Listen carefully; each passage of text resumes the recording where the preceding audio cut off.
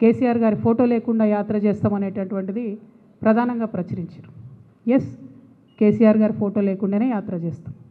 వారిని అగౌరవపరచడం లేదు. వారు ఉద్యమ నాయకుడు. వారు లేనిది తెలంగాణ రాదు, రాలేదు, ఇంపాసిబుల్.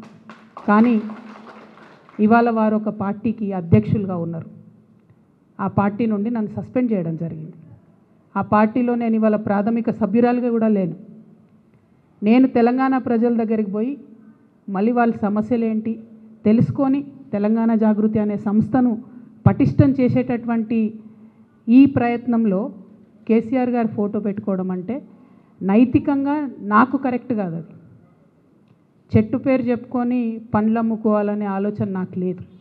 ఆ చెట్టు నీడన ఉన్నన్ని రోజులు ఆ చెట్టును సంరక్షించాలని, ఆ చెట్టును దుర్మార్గుల బారి నుంచి కాపాడాలని నేను చెయ్యని ప్రయత్నం లేదు. ఇవాళ ఆ చెట్టు నీడ నాది కాదు అని చెప్పినప్పుడు ఇంకా ఆ చెట్టు పేరే చెప్పుకొని బతకాలనే ఉద్దేశం నాకు లేదు. నేను నా తువ్వ వెతుక్కుంటున్నా. తెలంగాణ బిడ్డల కోసం, తెలంగాణ ప్రజలతో, తెలంగాణ మేధావులతో సమాలోచన చేయడానికి, వారితో మమేకం అవ్వడానికి నేను ఒక తువ్వను ఎత్తుకుంటున్నా. వారి ఫోటో పెట్టుకొని పోతే నైతికంగా నా విలువ ఉండదు. నైతికంగా అది నాకు కరెక్ట్ కాదు. నైతికంగా కరెక్ట్ కాని పని నేను చేయను.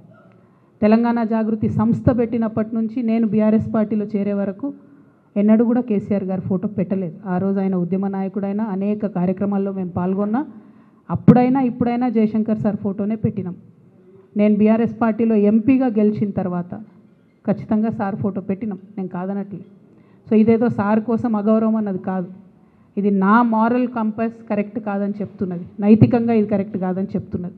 కాబట్టి దీన్ని తప్పులు రాయకుండా నేను నా తరఫునే క్లారిటీ ఇస్తున్నాను.